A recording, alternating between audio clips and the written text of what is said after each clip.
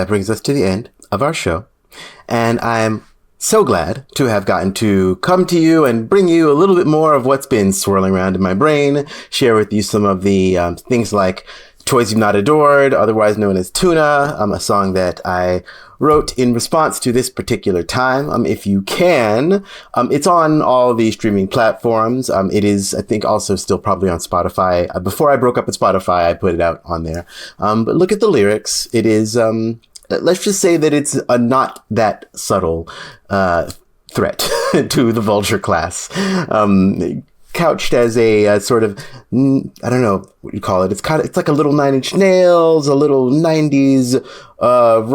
There's a lot of things in there, a lot of influences in there, but something always new. When I make music, I just do what's, I just take my guitar and a song and make it happen. I inspired by people like Prince. I don't believe in genres. I actually shared on Instagram, YouTube, various places, a video from a couple of years ago, because around this time, a couple of years ago, I got to have my song Quarantine Bay played on WFUV, which is my favorite radio station because it is the public radio station. It's kind of like if NPR just played the great music from basically every era. Highly recommend them, WFUV.org. No, I am not paid to say that. They're just good.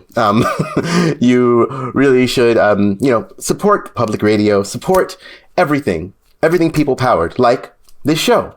If you saw anything that you liked, please do find the people who created it and hit them up. And something that we need to do, and it's basically the easiest and least that we could do for the world that we want, is to actively change the way that we interact with stuff, right?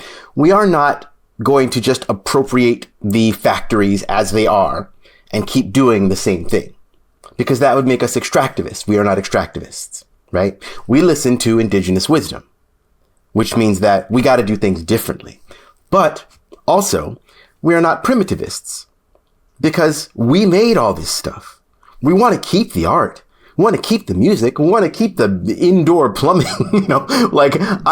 Listen, your girl likes a nice thread count in the sheets, okay? They just shouldn't come from misery, right? And they should be made to last. So you don't have to keep buying them so they end up in a landfill somewhere or washed up on somebody's beach, right? There is a way that we can do not all the things, because we have to reduce consumption a lot. We have to reduce travel a lot. We have to change dramatically the way that we live. But also, there is a way to do a lot of the things that you're doing right now in a less extractive way, in a way that hurts the planet less, in a way that actually will make you feel better about yourself. The easiest one I always say is, if you're going to buy something online and you, for some reason, think you need Amazon, you don't. But if just use eBay instead. Is eBay great? No. But there are actual sellers on eBay, and Amazon is the literal feds that is literally working with foreign governments, you know which ones, to actually destroy the world. AWS, Amazon Web Services, controls way too much of the information. Amazon is one of the big bads, right? Ring cameras. That's Amazon. That's the Panopticon, the opt-in Panopticon, right? There are ways to do less harm every day, and it's a habit. It is something that you practice. It's a muscle that you engage, right? And I will say that is something that in my own life, I am most proud of, is that I try to engage that muscle. I try to think about every dollar I spend. And some people think I go too hard about it. And I'm like, I don't believe that I am. No, I believe that I am responding accurately to what's in front of us. Because what happened to Renee Good, people are like, this is the first shot, the opening. And it's like, no. George Floyd wasn't even the first shot, right? But I will say this. It's possible for things to have been happening and for them to go into different eras and to become more dangerous and to become worse. And that is very much true, right? Because they're trying to scare white people. That's what they're trying to do. Because y'all are easy to scare. I'm going to keep it a stack. Because you couldn't handle a a day of being a black trans femme. I'm sorry, you simply could not. And I'm not saying that, I mean, I was going to say no shade, but it's full shade. 100% underside of a willow tree shade, okay? Like fucking low noon shade. But the truth is that you can do better, right? Privilege doesn't mean that you don't suffer under capitalism, because everybody suffers under capitalism. That's the point. The suffering is the point of capitalism, right? It's how they get you. It's how they keep you scared. But this is something I want you to think about. Capitulating in any way to avoid a bad outcome doesn't avoid that outcome if you're dealing with an abuser, right? It just delays it. Because when the cruelty is the point, there's nothing you can do to appease. If you're dealing with a sadist, they're gonna hurt you at some point. Period. That's what they do. That's what they do, right? And we live in a sadistic society. Misogyny is inherently sadistic. Right? It is inherently telling men, people, who are born men and who are cis men. It's telling them, hey, you kill your own heart and you do whatever the fuck we tell you to do to yourself, to anyone else. And you know what we'll do? We'll issue you a woman and we'll maybe let you have a little nice house.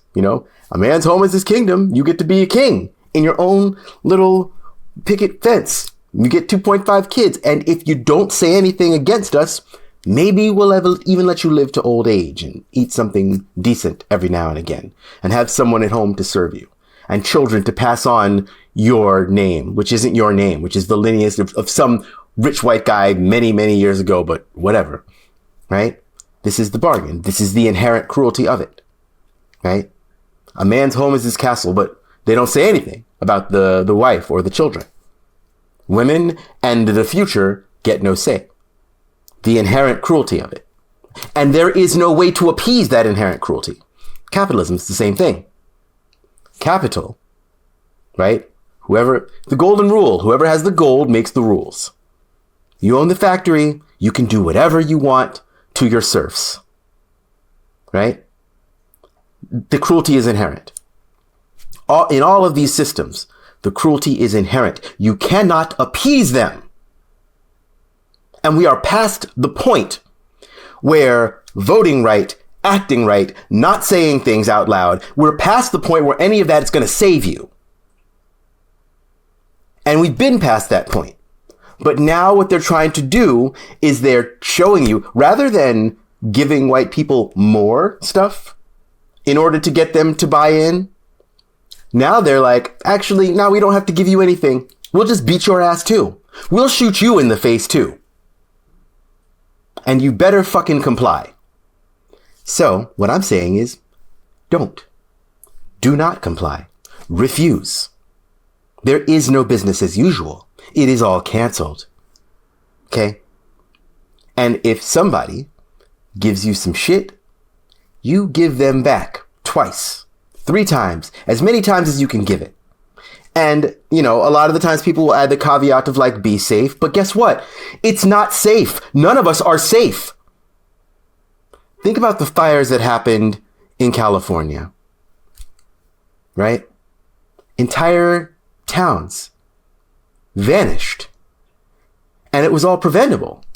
But the cruelty of white supremacy meant that we didn't listen to indigenous wisdom about how to handle fires in fire season, about where to build things, where not to build them, places where nature should just do its thing and we should stay away from. We didn't listen because of the inherent cruelty, right? And look what happened. And on top of that, places like Altadena, California, which was a town with, I believe, 60% black ownership of houses, that basically disappeared from the map. So even in a natural disaster, black people still get it first and worst. But y'all get it too. There is no safety, except for what we create for each other, except for by building community, except for by being in community, except for by doing acts of kindness, of love, and real resistance, not hashtag resistance. And that also means, yes, refusing to go with people using your rights. Let's just say there's some rights that you should really be looking into right now. And there's not everyone, lots of people will say something about, I can't, no, like, I don't feel comfortable. I don't give a shit what you feel comfortable with. Right? If you don't got one or know how to use one, make sure you know somebody who does. Period. This is not a game. Right? This is for our lives. This is for the future. The world's future. If they're going to go after Greenland, baby, do you think they're not going to go after you? Greenland. They're literally talking about taking Greenland. Nothing's safe anymore. Ain't none of us safe, right? The danger is inherent because the cruelty is inherent. But they are overestimating themselves and underestimating us. Because it's all about us, right? It's all about what we do. And you will not see the actions that everyone is taking. You will be looking maybe for the next big march to join. That's not it, babes. Nobody cares about the march. They love the march. They love the march, right? Especially these marches where people are signing up to go to them and just giving them a fucking list of who to go after next after they've come after all the trans people and all the immigrants. Goofy shit, okay? The stuff you can do and need to be doing is much closer to home, much closer to your families. You know somebody who needs to have their life made more difficult in some way. And you're uniquely positioned to do that. And I often will couch some of these things in like, well, I don't really mean anything by that. Yes, the fuck I do. I mean it. I am deadly serious. Right? Act now. Do something even you didn't think you would do. Because if you don't, we know what's going to happen next. We know. And like I often say, I don't know if we've got this, but I know we've got each other. And I also know there's more we can do than we think we do. Much love to everyone. I want to thank y'all for being with us on this, the 6th episode of the Focused on Infinity Hour, more or less. I want to give a big thanks to Square Symbols, to Alice Pope of Alice Pope Astrology, to everyone who has commented and who has been following the show and sharing it. Don't forget to like the stream and share it as well on the way out, and to start a watch party. Get your friends to join us, and, get your friends also to plug into the other ways that we are doing organizing and using these connections in order to make a better future. You know what those are, and if you don't, you better ask somebody, you know what I mean? And of course, to my collaborator and number 2 in crime here, that is the excellent Mistrix. Mistrix, take us out for the night. I'll see y'all next week.